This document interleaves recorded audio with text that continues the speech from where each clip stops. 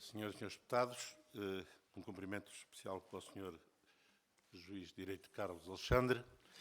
Vamos então dar início a esta série de audições que visam ouvir os candidatos a Procurador Europeu.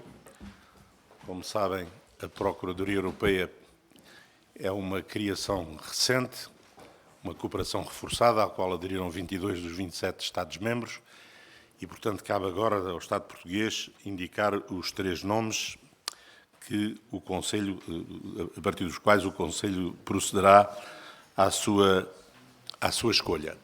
Portanto, a primeira audição será o Sr. Juiz Carlos Alexandre. Portanto, nós estamos em condições regimentais. Gostava de lembrar a nossa grelha. O Sr. Juiz terá 10 minutos para fazer uma intervenção inicial, após a que haverá uma ronda única, em que os diversos grupos parlamentares terão direito a um período de intervenção para colocar questões até 4 minutos, findas as quais intervenções o Sr. Dr. Juiz responderá com um período de tempo equivalente ao somatório das intervenções. Então, assim sendo, e sem mais delongas, é com todo o prazer, Sr. Dr. Juiz Carlos Alexandre, que lhe dou a palavra.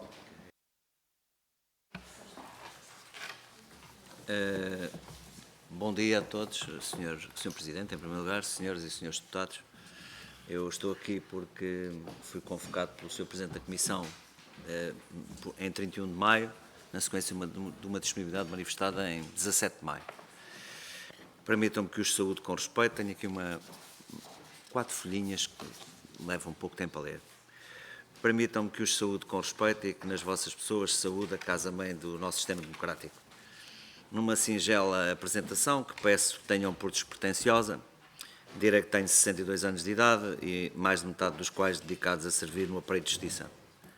Licenciei-me aos 23 anos, em 1984, e entrei no SEJ 1 de 10 de 85, depois de uma passagem como estagiário e depois efetivo na Autoridade Tributária, em funções no contencioso na repartição de finanças então da Algés. Iniciei funções com responsabilidade autónoma em 1 de 9 de 87, em Tomar. Trabalhei sucessivamente nos tribunais de Évora, Felgueiras, Cascais, Vila Franca de Xira, Oeiras, Sintra e desde 2004 em Lisboa. Aqui em Lisboa, exerci funções primeiro no antigo Tribunal de Instrução Criminal de Lisboa, depois nas varas criminais de Lisboa, em substituição dos senhores juízes titulares impedidos em julgamentos de grande complexidade, a partir de novembro de 04, e também no TSIC desde novembro, no Tribunal Central de Instrução Criminal, desde novembro de 04. Nestes últimos quase 19 anos, primeiro como juiz único, depois com outro magistrado judicial e, por último, com mais 6 magistrados, tive a oportunidade de acompanhar jurisdicionalmente alguns dos casos mais conhecidos da criminalidade económica ou financeira, que não vou sequer enumerar, para não amassar os senhores deputados por serem do conhecimento público. Aludi a esses casos, em que apenas participei no âmbito das funções cometidas aos juízes de instrução criminal até à eventual remessa para julgamento, com o propósito de, humildemente, e hoje de manhã acrescentei aqui, tão humildemente como contidamente recebo elogios ou campanhas de maledicência, quer do taxista que me reconheceu no Luxemburgo, em Trier, quando fui a um seminário à Escola de Magistrados Alemã, quer dos compatriotas que encontro a cada passo e que me saudaram por esta iniciativa de vir aqui apresentar-me. Para evidenciar que essa experiência única para mim, de exercício de funções como JIC no TSIC, me permitiu não só adquirir conhecimentos nesta área algo exigente e muito escrutinada, como também logrei alcançar um conhecimento mais detalhado de outros sistemas judiciais, das virtualidades e dificuldades da cooperação internacional em matéria judiciária penal, da articulação interna e externa das autoridades policiais de investigação criminal e judiciárias. Neste contexto, tomei contacto com diligências do Eurojust e aprendi com quem esteve presencialmente nesse organismo, ou na ULAF, como representantes, nas pessoas dos hoje conselheiros Lopes da Mota e Helena Fazenda, a quem recordo, ou da Sra. Procuradora-Geral Adjunta Ana Almeida, com quem também tive o prazer de trabalhar. Acompanhei jurisdicionalmente o funcionamento do MAGIT, Joint Investigation Team, acordada no caso Universo Espírito Santo, com as autoridades da Suíça e Luxemburgo, mecanismo coroado de êxito que os melhorar. Em outubro de 22, ao cabo de 12 anos envolvidos sobre a renúncia à promoção aos Tribunais da Relação, que apresentei em 2010, entendi submeter a minha candidatura ao 11º concurso de acesso, tendo sido graduado em terceiro lugar entre 116 candidatos. Tomei, entretanto, conhecimento de que o procedimento concursal de seleção de candidaturas a Procurador Europeu, aberto em julho de 22, tinha ficado sem número mínimo de candidaturas neste caso, tal como estatuído no artigo 13º, número 1 da Lei 112/19, de 10 de setembro. Perante a experiência que possuo, ou julgo possuir, acompanhando até ao presente momento vários casos apresentados pela Procuradoria Europeia e emanados das respectivas câmaras permanentes e por senhores Procuradores Europeus delegados, na decorrência dos casos já acompanhados, aliás, outrora, como é exemplo citado no currículo da Associação Industrial do Minho, agora já em fase de julgamento, resolvi apresentar a minha candidatura, colocando a minha experiência e energia na fase final da minha atividade profissional numa instituição internacional que está em fase de consolidação.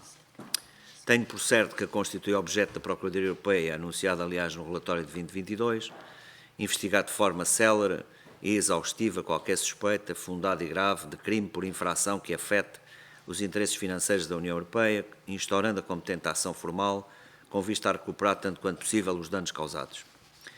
Nessa atividade investigatória, estou ciente que são respeitados os direitos fundamentais dos suspeitos e todas as leis aplicáveis, quer no domínio substantivo, quer no adjetivo, ciente da aplicabilidade do ordenamento interno, mas também o direito da União transposto, e dos ordenamentos jurídicos dos 22 membros da Procuradoria Europeia ao presente. A atividade da Procuradoria Europeia ganhou novo ímpeto a partir de 1/6/21, na sequência da integração daquela nos sistemas judiciais dos 22 Estados-membros participantes. Assisti à transferência de processos do nível nacional para a União Europeia, respeitando o trato bastante da fraude que envolva fundos superiores a 10.000 euros, ou da fraude transfronteiriça ao IVA que envolva prejuízo de mais de 10 milhões de euros. Estou ciente de que o principal enfoque da atividade da Procuradoria Europeia é atualmente o dirigir mecanismos que permitam detectar com mais eficácia a fraude na União Europeia. Em 2022 aumentou consideravelmente o número de comunicações de crimes e abertura de investigações. Em Portugal detectou-se e investiga-se, neste momento, um caso de enormes proporções de fraude transfronteiriça ao IVA, conhecido por Operação Admiral, no valor de cerca de 3.000 milhões de euros. Neste domínio, a orientação do Colégio de Procuradores transmitida pela Sra. Procuradora-Geral Europeia é de que urge acompanhar convenientemente todos os processos financiados, designadamente ao abrigo do mecanismo de recuperação e resiliência, para reforçar o nível de proteção dos interesses financeiros da União Europeia, quer na fraude transfronteiriça ao IVA, constituindo equipas que combinem as capacidades da Procuradoria a nível central, com investigadores especializados e dedicados aos Estados-membros. Outro pilar de atuação será o de pugnar pela atribuição de competência quanto a infrações como o contrabando que obstaculize ou combata a deslocalização da atividade das organizações criminosas para jurisdições mais permissivas. É esta a tarefa de afirmação de uma Procuradoria transnacional especializada na criminalidade económica e financeira que me motivou a candidatar-me, mesmo que isso implique sair fisicamente de Portugal para me domiciliar profissionalmente no Luxemburgo, integrando juntamente com o Tribunal de Justiça Europeu o pilar de Justiça da União Europeia. A minha candidatura orienta-se pelo respeito das competências dos Procuradores Europeus delegados, que apenas receberão orientações da Procuradoria Europeia quanto ao seu trabalho operacional, via colégio ou pelas câmaras permanentes, e principalmente, se viesse a ser nomeado, respeitaria a definição da política global em matéria de ação penal e pelo quadro geral de trabalho, definida pelo Colégio da Procuradoria Europeia. É, pois, com base nestes pressupostos que me dirigi ao Conselho Superior da Magistratura, que logo recebi a respectiva possibilidade através de aviso, e que através do Governo da República me apresento, e hoje escrevi, depois dos acontecimentos que vêm ocorrendo ao longo desta semana, não para figurar ou enriquecer currículo, mas porque a disponibilidade que manifesta é genuína e empenhada. Muito obrigado. Muito obrigado. Muito obrigado, Sr. Doutor. Portanto, estamos agora em condições de iniciar a ronda de questões.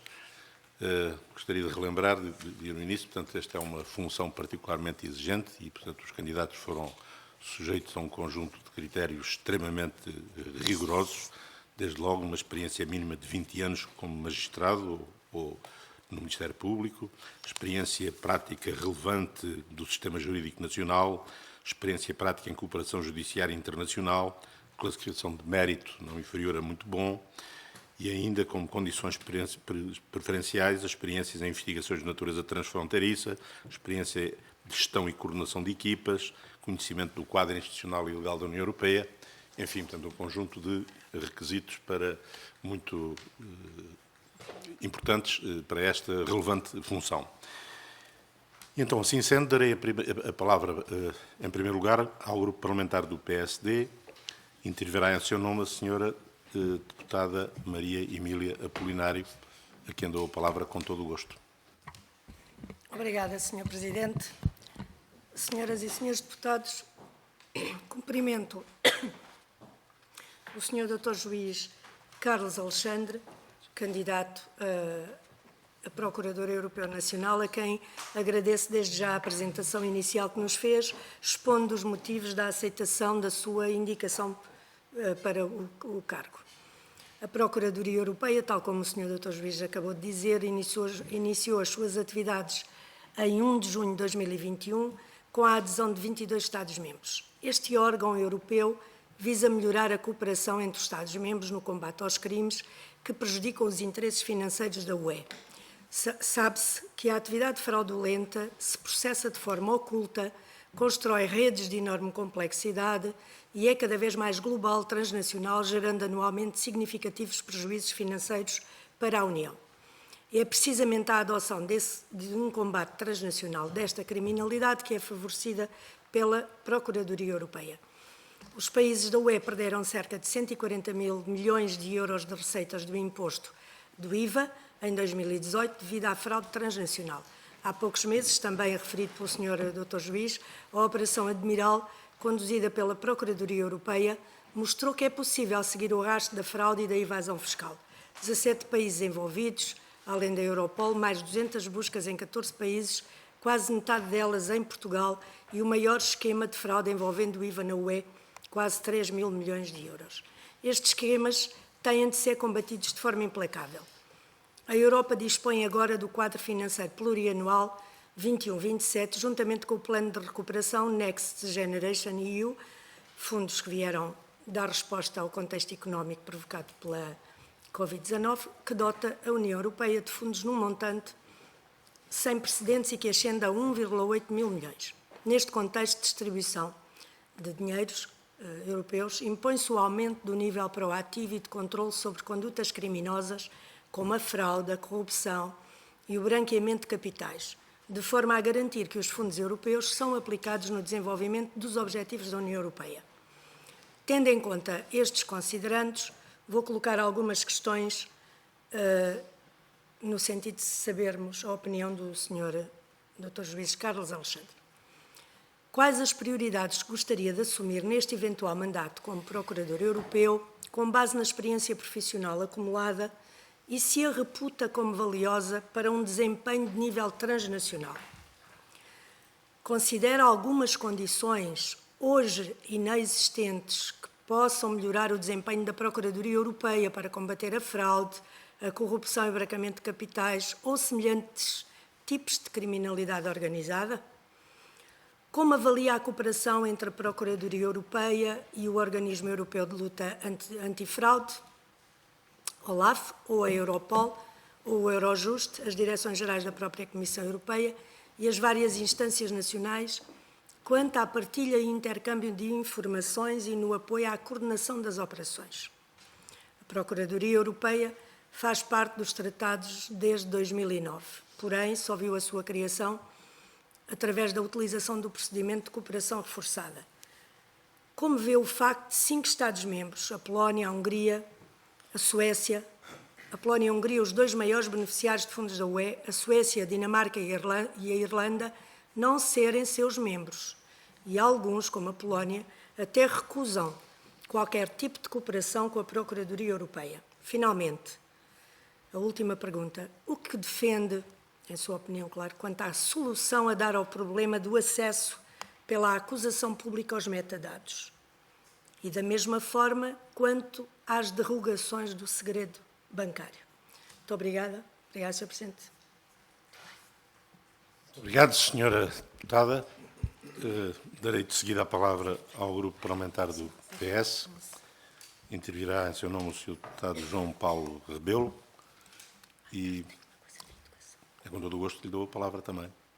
Muito obrigado, Sr. Presidente. Queria saudá-lo assim, saudar naturalmente todas as senhoras e os senhores deputados e muito especialmente o Sr. Dr. Juiz Carlos Alexandre, que hoje se apresenta aqui, nós sabemos, candidato à Procuradoria, este cargo da Procuradoria Europeia. Estas audições eu já antecipava que, enfim, o Sr. vai estar aqui sujeito a um conjunto de perguntas dos vários partidos desta Assembleia. Naturalmente, algumas se iriam ou se irão repetir e eu procurei, dentro das perguntas que aqui tinha elencadas, não estar a repetir justamente perguntas que, entretanto, já lhe foram dirigidas e também entendo que, dada a sua exposição inicial, que naturalmente agradecemos, bem como saudamos, no fundo, esta sua iniciativa de candidatura a este lugar, eu procuraria fazer perguntas muito objetivas para enfim, nos melhor esclarecermos e tirarmos o maior partido desta audição. Elencou, na sua intervenção inicial, um conjunto de competências, no fundo, evidenciou do seu currículo e face à sua experiência o que entende que pode trazer enquanto mais-valia, pode trazer este cargo enquanto mais-valia. Gostaria que, se fosse possível, em 2 pontos, dizer, de facto, porque é que entende que é a pessoa ideal para o cargo. Não posso deixar de... Bem, já agora, de resto, deixe-me dizer as perguntas que lhe irei fazer. Tenciono fazer exatamente as mesmas a todos os candidatos e à candidata também. Enfim, não perguntarei a um dos candidatos esta pergunta que lhe vou fazer, que é, sendo certo que o cargo está aberto para procuradores do Ministério Público e para juízes no ativo, qual é a opinião que entende, enfim, sendo juiz, estar a candidatar-se a um cargo de procurador, se acha que, nós sabemos do ponto de vista, enfim, da função, ao juiz não cabe investigar e, portanto, como é que se entende que seja um handicap ou não? Percebe perfeitamente porque é que eu não farei esta pergunta a um dos candidatos, porque é o único que se apresenta como, de facto, procurador. Referiu também alguns processos, e particularmente um que tem sido muito mediatizado, e desse ponto de vista gostaria de saber qual é a sua opinião sobre o número de procuradores delegados que o país tem. Se acha que são suficientes, se acha que deveria ter mais, eventualmente menos. Portanto, qual é a sua opinião sobre esta matéria? Já agora também, que avaliação é que faz do trabalho da Procuradoria Europeia desde a sua criação?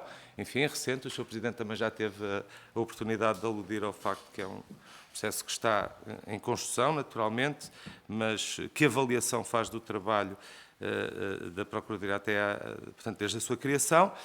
Já agora, sabemos que está essencialmente focado nas questões da criminalidade económica, mas, não sei se posso dizer uma corrente, mas enfim, há quem defenda que poderia evoluir, chegou-se a falar, e enfim, se fala em alguns fóruns, de haver uma espécie de processo penal a nível europeu, e portanto, qual é a sua opinião, genericamente, sobre isto também?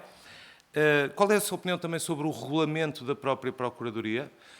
Julgo ter sido um ex-ministro da Justiça belga que em tempos terá dito uma frase que ficou conhecida porque qualquer coisa deste género, o bebé não é bonito, mas esperemos que seja inteligente ou que tenha cabeça, qualquer coisa deste género, referindo-se de facto a uma negociação que foi difícil de se chegar a este regulamento e muitas vezes os considerandos do próprio regulamento não corresponderem depois a um articulado. Portanto, qual é a sua opinião sobre o regulamento da Procuradoria Europeia? Há aqui 2 perguntas, e para concluir, enfim, que são um bocadinho básicas, mas que, quase como numa entrevista de emprego, têm que ser feitas. A língua oficial é o inglês e, portanto, não referiu qual é a sua fluência nesta língua. Tinha que lhe perguntar isto, bem como também algumas competências, enfim, do ponto de vista informático, ao que julgo saber, o Case Management System, portanto, o sistema, digamos, tem algumas particularidades, portanto, quais são as suas afinidades nessa matéria. E, por último, Sr. Presidente, não me leva a mal, mas tem estado tanto na ordem do dia, eu gostava mesmo de saber qual era a sua opinião, como gostaria de saber a opinião de todos quantos estão candidatos a este cargo, as fugas ao segredo de justiça, qual é a sua opinião, a opinião que tem, e tem sido particularmente tão falado nos últimos tempos. Gostava também de ter a sua opinião sobre isto. Muito obrigado. Muito obrigado. Muito obrigado, Sr. Deputado João Paulo Rebelo. Darei agora a palavra ao representante do do Grupo Parlamentar do Chega, o deputado Bruno Nunes. Tem a palavra. Muito obrigado, Sr. Presidente. Cumprimentar o Sr. Dr. Juiz Carlos Alexandre, cumprimentar os senhores e os senhores deputados. Esta audição começa com uma frase do Sr. Presidente que diz que cabe agora ao Estado apresentar os candidatos. E, na realidade, nós sabemos, até porque isto tem um histórico, e sabemos que existiram um conjunto de candidatos, sabemos que vêm num conjunto de seleção ou de candidaturas feitas com o Conselho Superior de Magistratura, etc., e que, no entanto, cabe ao Estado apresentar os candidatos.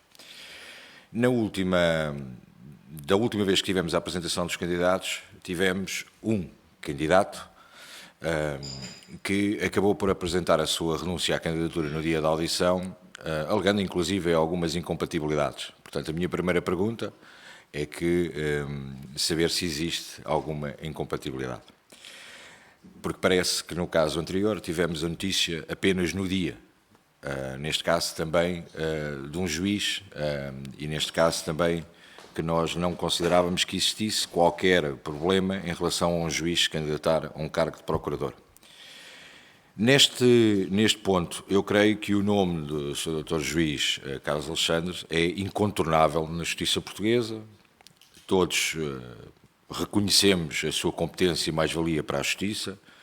Um homem, perdão-me que diga assim, que tem tido um contraciclo em relação àquilo que é a justiça portuguesa, porque tem criado processos em vez de os esvaziar, tem feito um processo ao longo da vida que acaba por ser reconhecido e dar confiança e credibilidade às próprias instituições e à justiça junto dos nossos concidadãos e de todas as instituições. E, portanto, para nós são poucas as perguntas acerca do currículo que ousaríamos fazer, no sentido de considerarmos que é, de facto, um dos nomes que ficará na história da justiça em Portugal e, pelo menos, na história contemporânea.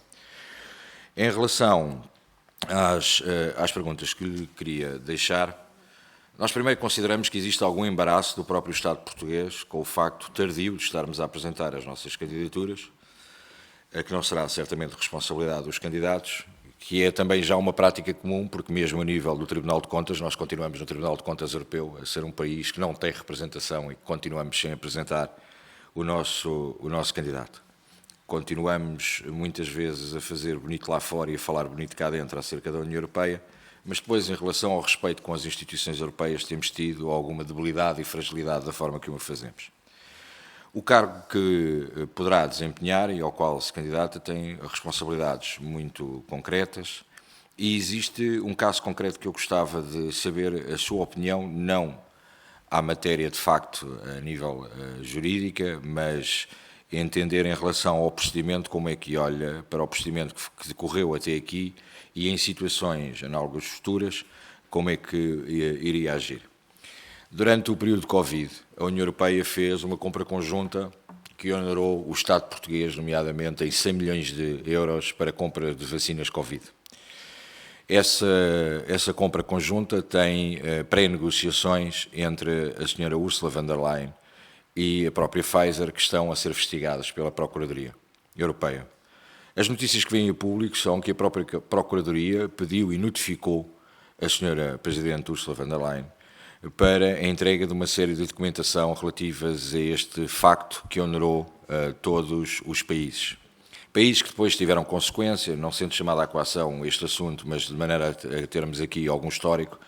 Portugal, há poucas semanas atrás, desperdiçou e deitou para o lixo, passa a expressão, 3,5 milhões de doses de vacinas compradas nesse contrato, que ninguém sabe bem em que termos é que foi feito e como é que foi feita a pré-negociação, apesar de envolta em diversas suspeitas de corrupção. Se há pessoa que sabe gerir processos de corrupção e deste tipo de crime, é o Sr. Dr. Juiz Carlos Alexandre.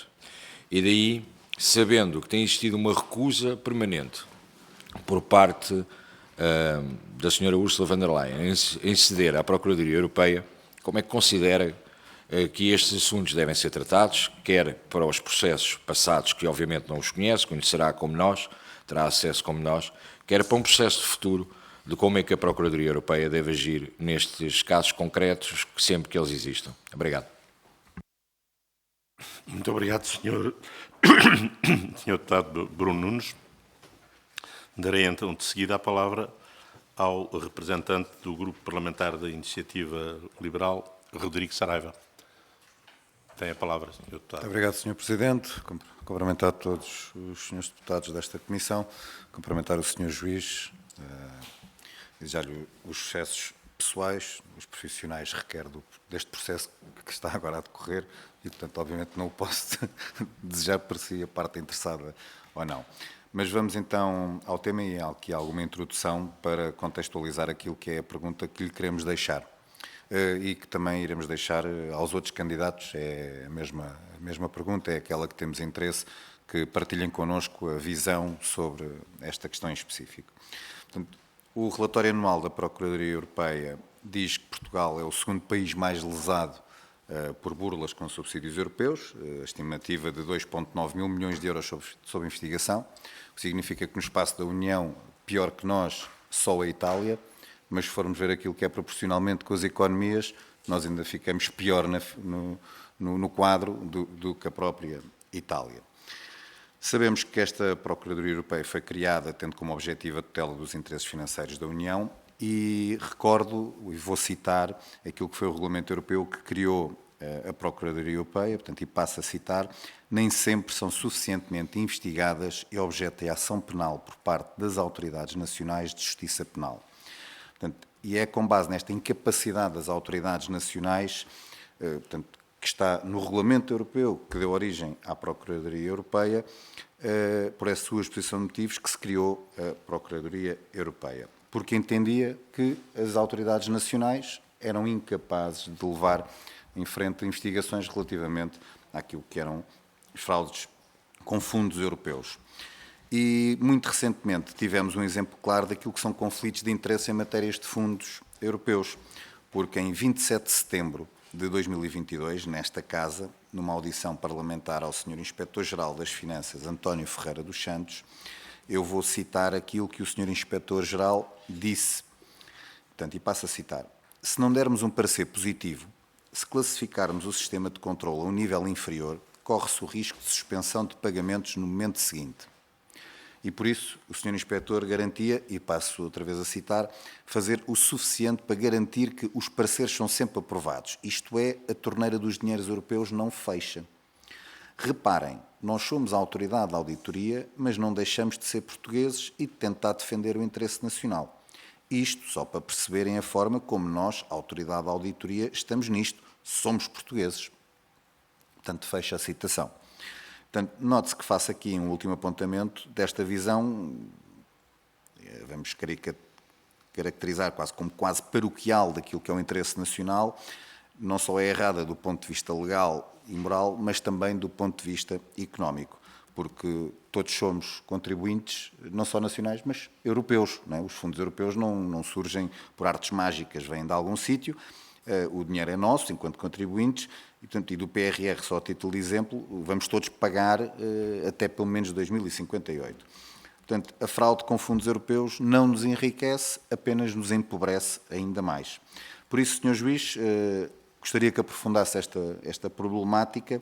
Portanto, qual a sua opinião, a forma como que a Procuradoria Europeia pode combater de forma concreta estes conflitos de interesses que assolam a investigação de fundos europeus por parte das autoridades nacionais de justiça penal e de que forma pretende desempenhar o cargo de Procurador Europeu de forma a colmatar este problema. Muito obrigado. Obrigado, Sr. Deputado. Portanto, foram colocadas um vasto conjunto de questões, não há outros deputados que pretendam, outros grupos parlamentares que pretendam intervir. Eu sei, Sr. Doutor, que é sempre mais difícil responder, o tempo que terá disponível serão 16 minutos, equivalente ao somatório das intervenções. É muito mais fácil pôr questões no mesmo tempo do que responder a elas no tempo equivalente. Por isso, peço-lhe a maior capacidade de síntese e objetividade que for possível. Muito obrigado, Sr. Presidente. Tem a palavra, Sr. Eu, enfim, se há alguma fama que tenho é que sou bom a fazer perguntas. Vamos ver se sou bom a fazer respostas, ou pelo menos sofrível. Em resposta às questões colocadas pelo Grupo Parlamentar do Partido Social Democrata, eu não conheço, indo ao caso Admiral, citei-o, porque na análise que fiz do relatório de 2022 e do regulamento e da lei de 112 de 19, concatenando-o com alguma experiência que tenho, o caso está a cargo do meu colega Pedro Miguel Vieira, um juiz a quem aproveito para saudar e elogiar aqui nesta sede, mas ele traduz por aquilo que aqui está no relatório e por aquilo que eu sei sobre o caso, uma grande fraude transfronteiriça, de facto. Mas essa fraude podia ser aqui ou podia ter sido em algum dos outros países por onde transcorreu esta atividade delituosa, porque se calhar aqui viviam algumas das pessoas que eram players e que são players nesta matéria e que encontram aqui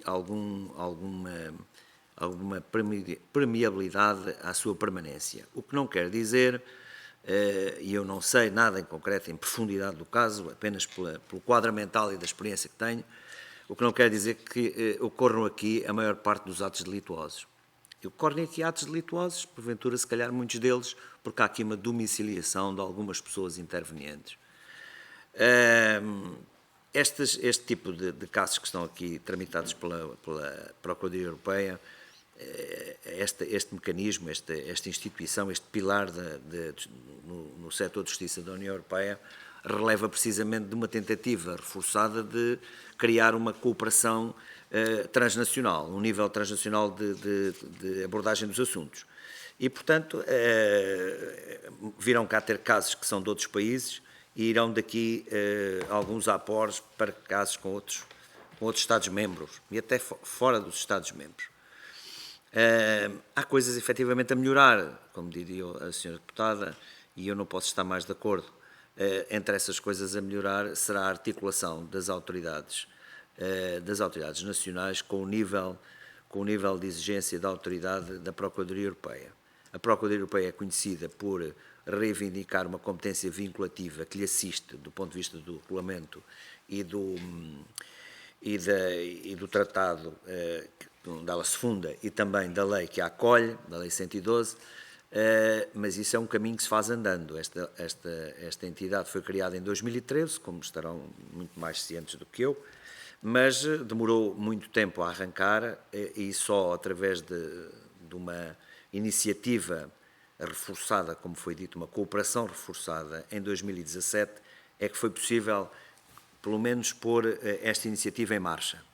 E mesmo assim, com a relutância dos tais 5 países que até hoje, lamento, e não sei as razões porque é que não aderiram, posso intuir algumas delas, porque estão no domínio público, algumas das resistências dos sistemas penais destes países e até tentativas da sua governamentalização, é o que eu vejo no espaço público, não estou ao corrente a fundo quais as razões dessas resistências, mas entre as coisas a melhorar será essa passagem à prática da competência vinculativa, porque, como sabemos, muitas das organizações no sistema de justiça são muito adeptas, perdoem-me esta expressão um bocado plebeia, das suas capelinhas. E, portanto, por vezes, para se ceder um pouco de informação ou de poder às autoridades transnacionais, leva muito tempo e tem que ser feito numa base de confiança, porque normalmente os países com maior capacidade, quer de influência no âmbito da União Europeia, a nível geral, a nível dos restantes organismos, quer a nível económico, só concedem ao Estado português, eu seria aqui um candidato, se lá fosse colocado, a assistir a isso, se calhar de cadeira, quando, esta é a minha experiência, quando lhes interessa. Quando não lhes interessa, de facto, demoram, cerceiam, exibem a prova e depois enrodilhamos-nos em dificuldades e metade da prova que foi vista pelas autoridades portuguesas no momento das abordagens, não é entregue às nossas autoridades judiciárias.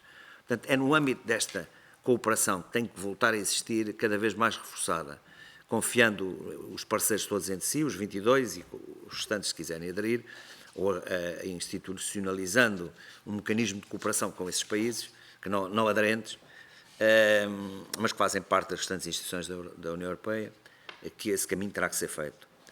Quanto aos metadados, de facto é uma polémica recorrente.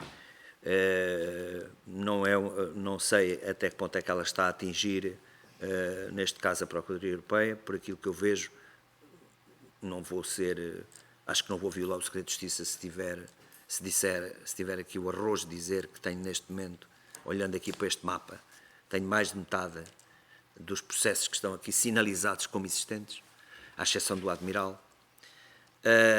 E para dizer que muitos deles provêm de iniciativas de outros países, como é evidente, são pedidos que são feitos a Portugal para colaborar em investigações, e nesses países a legislação de metadados, tanto quanto eu saiba, não está a ser tão restritiva como nós. Nós estamos apenas a demorar uma coisa que temos que fazer, que é adaptar a nossa legislação de metadados de forma a que todas as investigações penais que temos nos últimos 10 anos e que podem atingir criminalidade económica ou financeira, que é essa que está a interessar agora aqui ao nosso plano de análise, mas também a criminalidade que tem mais a ver com a vida das pessoas, mais diariamente ainda, não só no seu bolso, mas com a sua vida, com a saúde, com o seu ambiente familiar, pode ser atingida. Portanto, há de ter que insistir, penso eu, e desejo que seja o mais rapidamente possível, que esta Casa se debruce sobre a legislação de metadados e que a harmonize com outras legislações dos outros países. Sou pena de ficarmos completamente para trás, porque ninguém nos cederá a informação se nós não tivermos uma legislação que nos permita ombrear. Ninguém dá a informação só é dada na medida de quem dela necessita e até ao ponto em que isso seja útil ao país que propriamente a dá. Se não houver reciprocidade, para imediatamente. Esta é a minha experiência de 19 anos. Quanto a derrogações do segredo bancário, é evidente que nós temos aqui uma legislação bastante impressiva em termos de segredo bancário. Há outros países que a terão também tão ou mais difícil do que nós. Nós estamos habituados apenas a vê-la falar quando há aqui criminalidade económica ou financeira, ou criminalidade, corrupção, coisas desse género, mas nós não temos uma tradição de sermos muito brandos com a violação do segredo bancário. Como, aliás, de outros segredos, o comercial. Há 3 casos que me são normalmente apontados. Perdoem-me que diga isto, não estou intimista. É a minha audição e vai ser hoje. E vai ser só hoje. Se calhar. Mas a verdade é esta. Nós temos casos que me são apontados de insucesso, nos quais eu apenas exerci funções de instrução criminal, mas que relevam, e poderia discorrer sobre eles horas, de falta de cooperação internacional. De documentos que foram vistos, mas que não nos foram cedidos. E, portanto, nessa matéria, quando se tenta depois fazer trabalho, o trabalho, quando se chega ao fim, que era indiciário, não se chega à prova provada. E quem esteve interveniente na cadeia de aquisição de prova, e modestamente, também lá estive, paga o preço total. Portanto, oxalá que a legislação do segredo bancário seja revista para harmonizar também com os restantes países. Nós não queremos ser pioneiros em nada, nem sequer em fecharmos-nos, porque ninguém vai confiar em nós. Quanto às perguntas do Sr. Deputado João Paulo Rebelo, do Partido Socialista, que muito agradeço. Porquê é que eu sou a pessoa para o cargo? Sr. Deputado, tenho alguma dificuldade em responder a isso, porque eu, até ao dia 10, 11 de maio, nunca tinha pensado em concorrer a um cargo desta natureza. Por 2 razões. Pela primeira, que me motivou durante 12 anos a nunca concorrer aos tribunais da relação.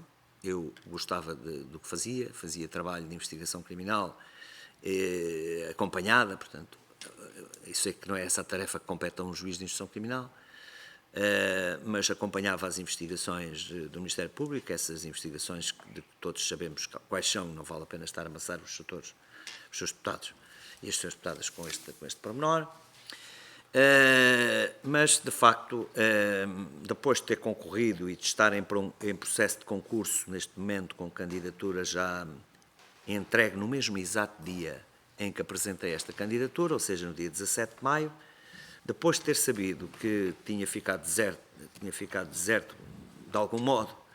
Havia um candidato, o Dr. José António Lopes Ranito, pessoa que trabalhou comigo e cujas capacidades conheço muito bem.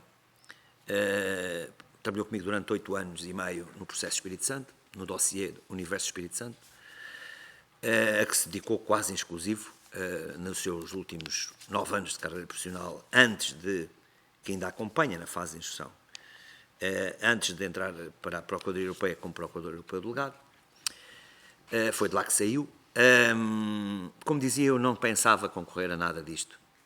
Porém, a função para que eu sou remetido neste momento ao aceitar mentalmente, ninguém me exortou, ninguém me disse tem que ser.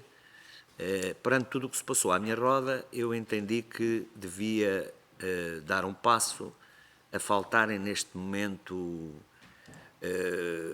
32 meses para a minha jubilação por decurso de idade aos 65, se fosse o caso.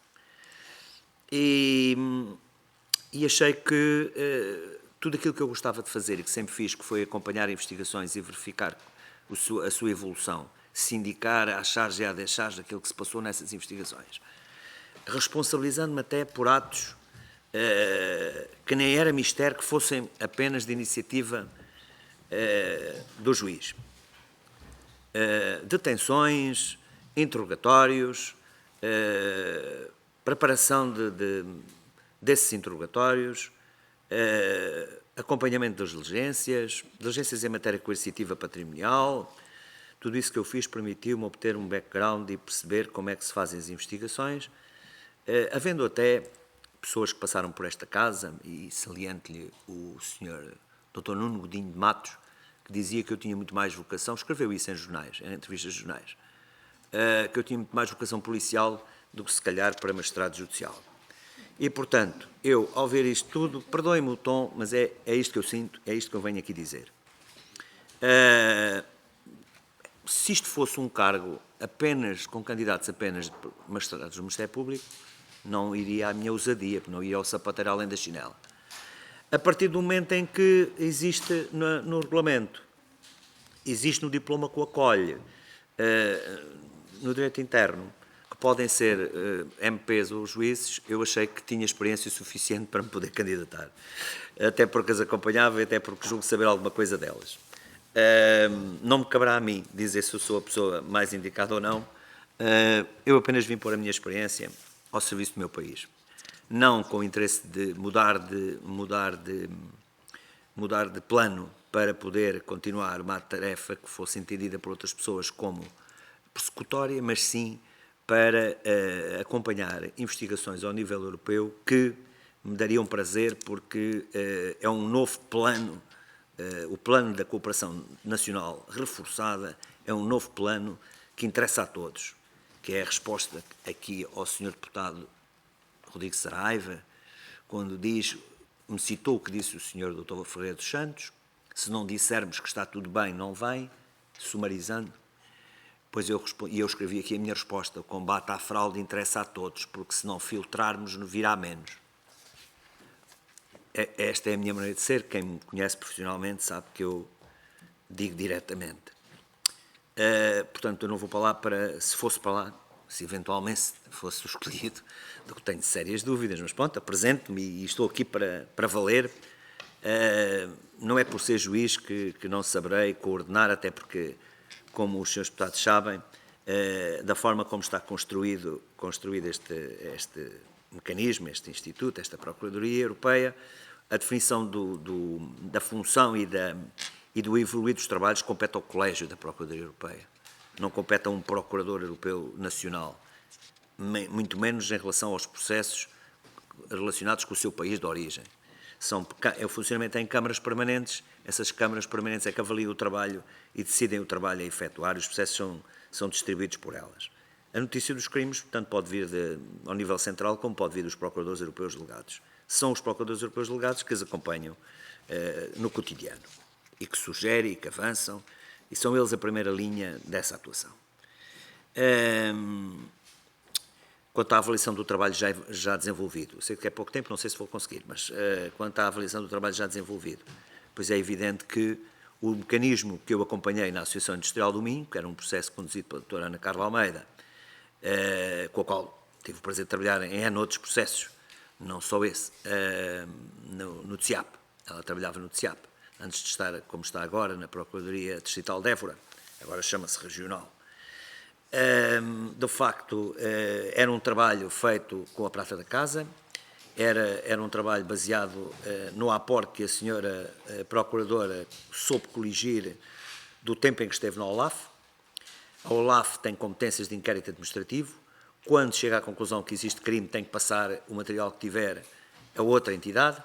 É evidente que muitas vezes os inquéritos administrativos duram anos e anos e anos e ninguém comunica nada aos países onde se passam as coisas, só quando tem conclusões muito estabelecidas e, portanto, o processo da Associação Industrial do Minho, também não devia dizê-lo, fica-me mal talvez aqui nesta sede, mas demorou bastante tempo a ser tramitado porque havia muita falta de cooperação internacional, mas logo que ela foi desenvolvida, foi possível chegar pelo menos a uma acusação e que estará agora em julgamento. Em Braga. Tudo isto, toda esta experiência que tive e de ver como é que as coisas se passavam efetivamente no terreno, advinha da competência do Tribunal ser nacional. Aqui não é bem o caso, existem processos como o Admiral e outros que tramitam por factos correlacionados com pessoas ou situações ocorridas em território português no âmbito da jurisdição territorial dos tribunais da relação de Coimbra e Porto, Guimarães, agora, que tramitarão no Porto, no Juízo de Instrução Criminal do Porto, e os restantes processos dessa linha para baixo, do Mondego para baixo, tramitarão no Tribunal Central de Instrução Criminal. É um assunto que também carecerá de inteirei-me com um dos procuradores delegados, é um assunto porque me fazia espécie, porque quando vi os locais onde foram feitas as buscas abrangiam áreas da competência territorial fora da relação de Coimbra e do Porto e Guimarães. É uma matéria também a dirimir, porque quando esta lei foi feita em 19, a lei de acolhimento,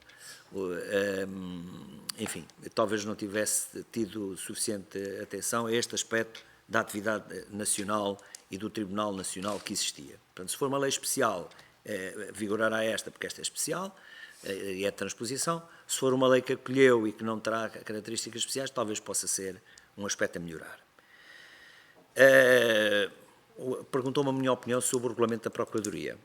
Primeiro que eu encontrasse o articulado demorou imenso tempo, porque ele tem muitos considerandos, escrevi eu aqui, e tem tantos considerandos que eu depois não encontro plasmados nos artigos que estão à frente, que tenho que ver mais a mens legislatória traduzida nos considerandos do que foi possível clausular e que espero que seja melhorado.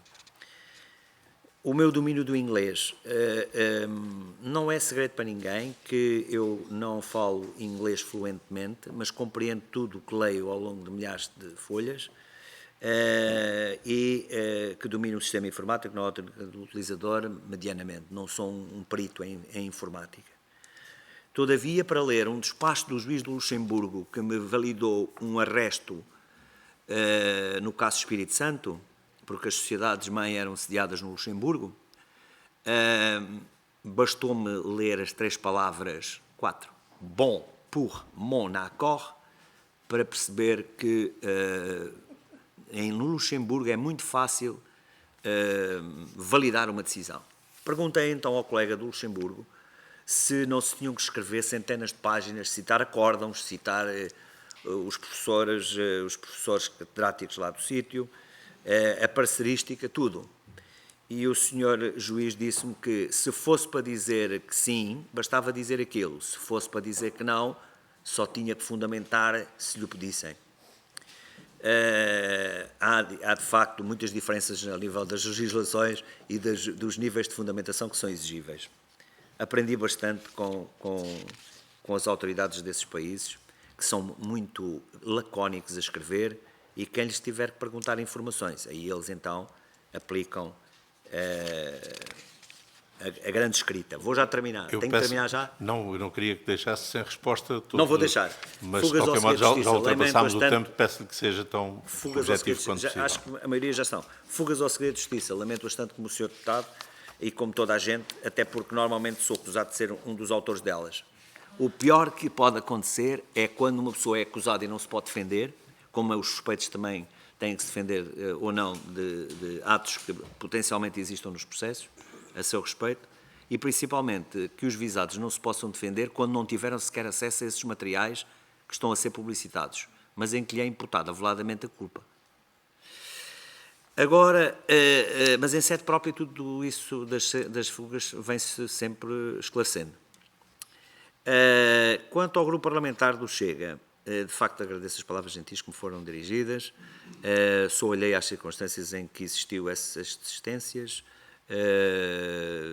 mas quanto a incompatibilidades, eu penso que neste momento não tenho qualquer incompatibilidade, fui candidato à relação, estou aprovado, estou graduado, melhor dito, concorri no mesmo dia 17 de maio, se for colocado o Conselho, estou ciente de que o Conselho enviou um ofício ao Gabinete da Sra. Ministra da Justiça, significando que eu estava, eu e os outros três candidatos da Magistratura Judicial, estamos autorizados, caso sejamos qualquer um de nós o escolhido, estamos autorizados a exercer essa função, portanto, com cativação do lugar no qual sejamos colocados.